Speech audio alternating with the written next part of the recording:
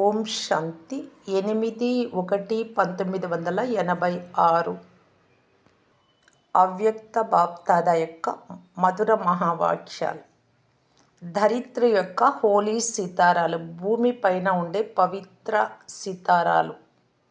ఈరోజు జ్ఞాన సూర్యుడైన తండ్రి అనేక రకాల విశేషతలతో సంపన్నమైన తమ విశేష సితారాలను ఆత్మలను చూస్తున్నారు. ప్రతి సితార యొక్క విశేషత, అది విశ్వాన్ని పరివర్తన చేసేందుకు ప్రకాశాన్ని ఇస్తుంది. ఈ రోజుల్లో విశ్వంలో సితారాల గురించి విశేషంగా పరిశోధన చేస్తున్నారు. ఎందుకంటే నక్షత్రాల ప్రభావం ధరిత్రిపై పడుతుంది. సైన్స్ వారు ఆకాశంలో ఉన్న సితారాల గురించి పరిశోధిస్తూ ఉన్నారు. బాప్దాదా తన హోలీ పవిత్ర సితారాల విశేషతలను చూస్తున్నారు. ఆకాశంలోని సితారాలు ఎంతో దూరం నుండి తమ మంచి లేక చెడు ప్రభావాన్ని ఇక్కడికి వేయగలిగినప్పుడు, పవిత్ర సితారాలైన మీరు ఈ విశ్వాన్ని పరివర్తన చేసేందుకు పవిత్రత, సుఖశాంతిమయ ప్రపంచాన్ని తయారు చేసే ప్రభావాన్ని ఎంత సులభంగా వేయవచ్చు. మీరు ధరిత్రిపై సితారాలు, అవి ఆకాశంలోని సితారాలు. ధరిత్రిపై కల సితారాలైన మీరు ఈ విశ్వాన్ని ఆందోళన నుండి రక్షించి సుఖమయ ప్రపంచాన్ని, స్వర్ణిమ ప్రపంచాన్ని తయారు చేసేవారు. ఈ సమయంలో ప్రకృతి మరియు వ్యక్తులు ఇరువురు ఆందోళన కలిగించేందుకు నిమిత్తంగా ఉన్నారు. కానీ పురుషోత్తమ ఆత్మలైన మీరు విశ్వానికి సుఖపు శ్వాస, శాంతి యొక్క శ్వాస ఇచ్చేందుకు నిమిత్తమైన వారు. ధరిత్రి సితారాలైన మీరు సర్వాత్మల యొక్క సర్వాశలు పూర్తి చేసే ప్రాప్తి స్వరూప సితారాలు. అందరి నిరాశలను ఆశలలోకి పరివర్తన చేసే శ్రేష్టమైన ఆశా సితారాలు. కనుక శాంతి సితారా, హోలీ సితారా, సుఖ స్వరూప సితారా, సదా సఫలత సితారా, సర్వ ఆశలను పూర్తి చేసే సితారా, సంతుష్టత యొక్క ప్రభావశాలి సితార అయిన నాకు ప్రభావం వేసేటటువంటి మెరుపు మరియు ప్రకాశం ఎంత ఉంది అని తమ శ్రేష్ట ప్రభావాన్ని పరిశీలించుకోండి. ఎంతవరకు నేను ప్రభావం వేస్తున్నాను, ప్రభావం యొక్క వేగం ఎంత ఉంది. ఎలాగైతే ఆ సితారాల వేగాన్ని పరిశీలిస్తారో అలాగే తమ ప్రభావం యొక్క వేగాన్ని స్వయమే పరిశీలించుకోండి. ఎందుకంటే ఇప్పుడు విశ్వంలో హోలీ సితారాలైన మీ యొక్క అవసరం ఉంది. కనుక బాప్దాదా అన్ని రకాల నక్షత్రాలైన పిల్లలను చూస్తున్నారు. ఈ ఆత్మిక సితారాల సంఘటన ఎంత శ్రేష్టమైనది, ఎంత సుఖాన్ని ఇచ్చేది. అలా స్వయాన్ని ప్రకాశించే నక్షత్రంగా భావిస్తూ ఉన్నారా? ఎలాగైతే ఆ సితారాలను చూసేందుకు ఎంతగా ఇష్టపడతారు. ఇప్పుడు హోలీ సితారాలైన మిమ్మల్ని చూసేందుకు అందరూ ఇష్టపడే సమయం వస్తుంది. ఈ శాంతి ప్రభావం, సుఖ ప్రభావం, అచలంగా చేసే ప్రభావం ఎక్కడి నుండి వస్తుంది అని సితారాలైన మీకోసం వెతుకుతారు. ఇది కూడా పరిశోధన చేస్తారు. ఇంతవరకు ప్రకృతిని పరిశోధించడంలో నిమగ్నమై ఉన్నారు. ఎప్పుడైతే ప్రకృతి పరిశోధనలో అలసిపోతారో అప్పుడు ఈ ఆత్మిక పరిశోధన చెయ్యాలి అనే సంకల్పం వస్తుంది. దానికంటే ముందే పవిత్ర సితారాలైన మీరు స్వయాన్ని సంపన్నంగా చేసుకోండి.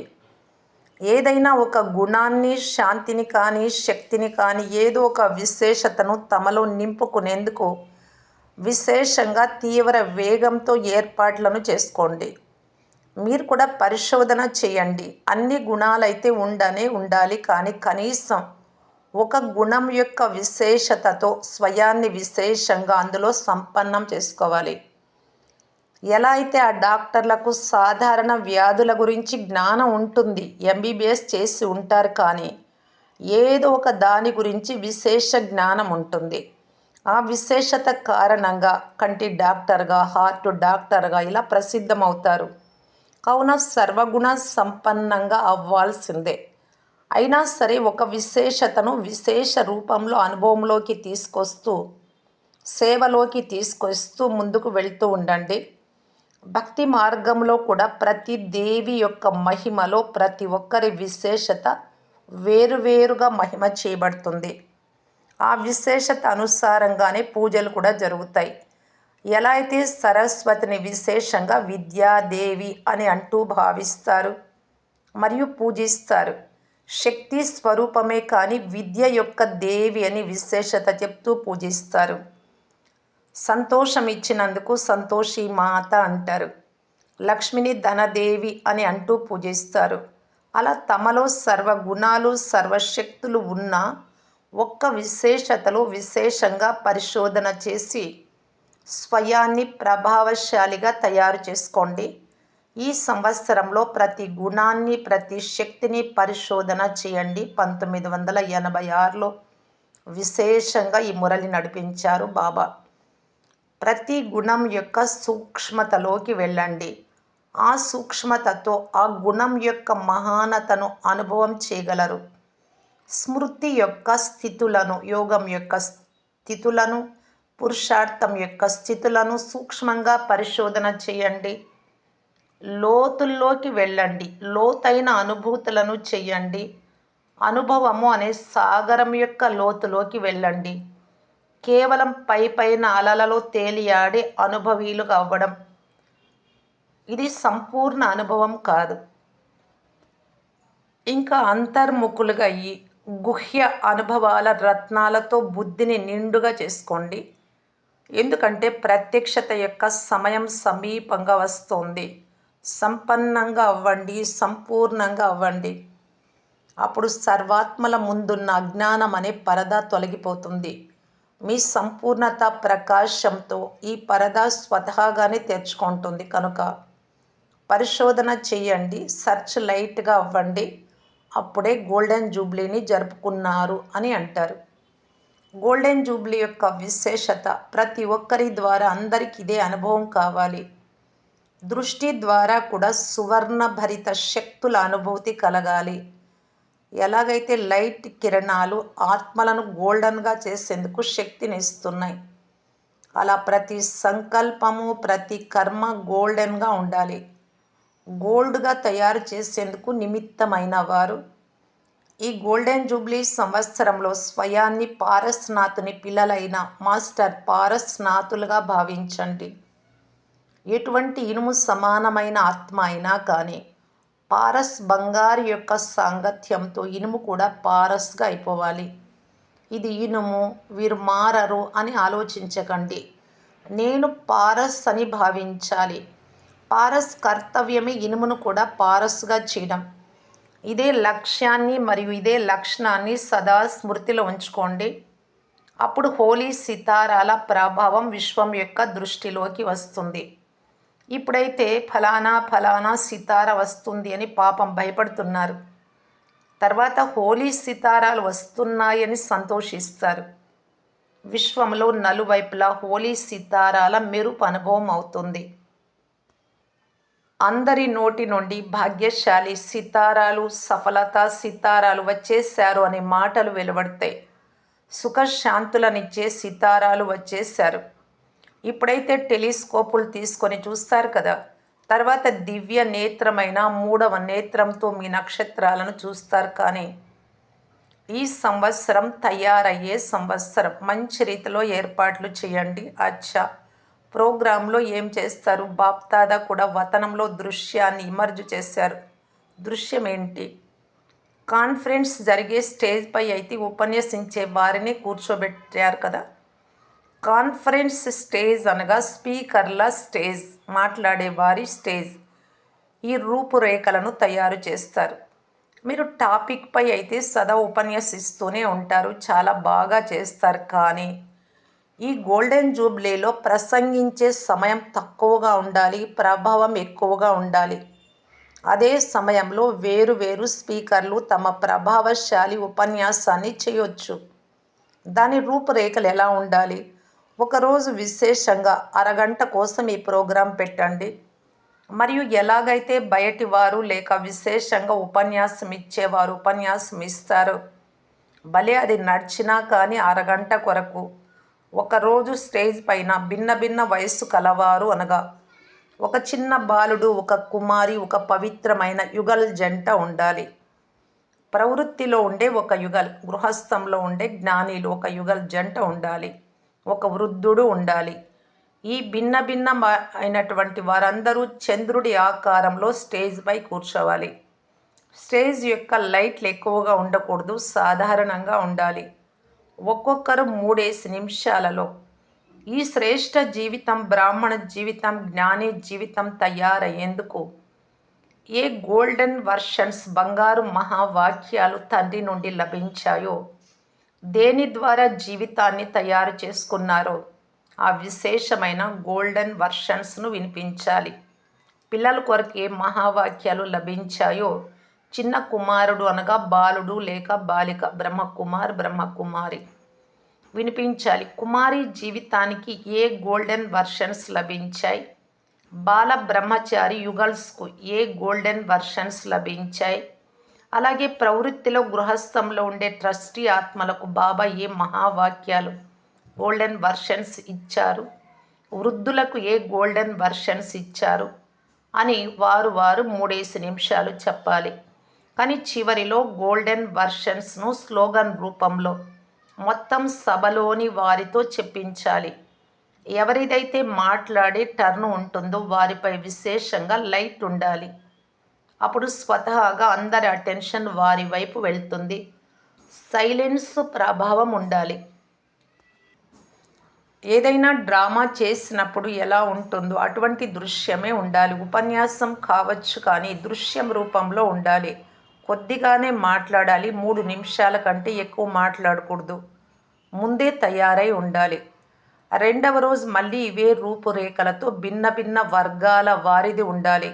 ఉదాహరణకు డాక్టర్ కానీ, వ్యాపారి కానీ, ఆఫీసర్ కానీ, ఇలా భిన్న భిన్న వర్గాలకు చెందిన వారు 3 నిమిషాలు మాట్లాడుతూ ఆఫీసర్ డ్యూటీ చేస్తున్న ఏ ముఖ్యమైన గోల్డెన్ భగవంతుని మహావాక్యాల ధారణ ద్వారా కార్యంలో సఫలమవుతూ ఉంటారో ఆ ముఖ్యమైన సఫలతా పాయింట్లను గోల్డెన్ వర్షన్స్ రూపంలో వినిపించాలి. ఉపన్యాసమే ఉంటుంది కానీ రూపురేఖలు కొంచెం భిన్నంగా ఉన్నందుకు ఈశ్వరీయ జ్ఞానం ఎంత విశాలమైనదో, ప్రతి వర్గం కొరకు ఏ విశేషత ఉందో అది 3 నిమిషాలలో అనుభవం వినిపించినట్లు వినిపించకూడదు కానీ అనేకులు అనుభవం చేయాలి. వాతావరణం ఎంత సైలెన్స్గా ఉండాలి అంటే వినే వారికి కూడా మాట్లాడే లేక అలజడి చేసే ధైర్యం ఉండరాదు. బ్రాహ్మణులు ప్రతి ఒక్కరూ ఏ లక్ష్యం ఉంచుకోవాలి అంటే ఎంత సమయం ప్రోగ్రాం నడుస్తుందో అంత సమయం. ఎలాగైతే ట్రాఫిక్ కంట్రోల్ రికార్డు మ్రోగినప్పుడు అందరూ సైలెన్స్ వాయుమండలాన్ని తయారు చేస్తారో అలా ఈసారి ఈ వాయుమండలాన్ని శక్తిశాలిగా చేసేందుకు నోటితో ఉపన్యాసం కాదు, శాంతి యొక్క ఉపన్యాసం చేయాలి. నేను కూడా ఒక స్పీకర్నే, బంధింపబడి ఉన్నాను బాబా అంటున్నారు. శాంతి యొక్క భాష కూడా తక్కువేమీ కాదు. ఈ బ్రాహ్మణుల వాతావరణం ఇతరులను కూడా అదే అనుభూతిలోకి తీసుకొస్తుంది. వీలైనంత వరకు ఇతర కార్యాలను సమాప్తం చేసి సభ జరిగే సమయంలో బ్రాహ్మణులందరూ పవిత్ర వాయుమండలాన్ని, శుద్ధ వాయుమండలాన్ని తయారు చేసేందుకు సహయోగం తప్పకుండా ఇవ్వాలి, సహాయం చేయాలి, యోగంలో ఉండాలి. ఒకవేళ ఎవరికైనా అటువంటి డ్యూటీ ఉంటే వారు ముందుకు కూర్చోకూడదు, ముందు ఉండేవాళ్ళు అలజడి కాకూడదు. 3 గంటలు బట్టి జరిగింది అంటే ఉపన్యాసం బాగుంది అని అనరు కానీ మంచి అనుభవం అయ్యింది అని అంటారు. అది ఉండాలి. ఉపన్యాసంతో పాటు అనుభూతి కూడా కలగాలి కదా.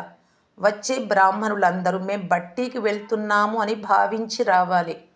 కాన్ఫరెన్స్ చూసేందుకు కాదు, సహయోగులుగా అయ్యి రావాలి. కనుక వాయుమండలాన్ని ఎంత శక్తిశాలిగా చెయ్యాలి అంటే ఎటువంటి అలజడి చేసే ఆత్మలైనా కొంత సమయమైనా శాంతి మరియు శక్తులను అనుభవం చేసి వెళ్ళాలి.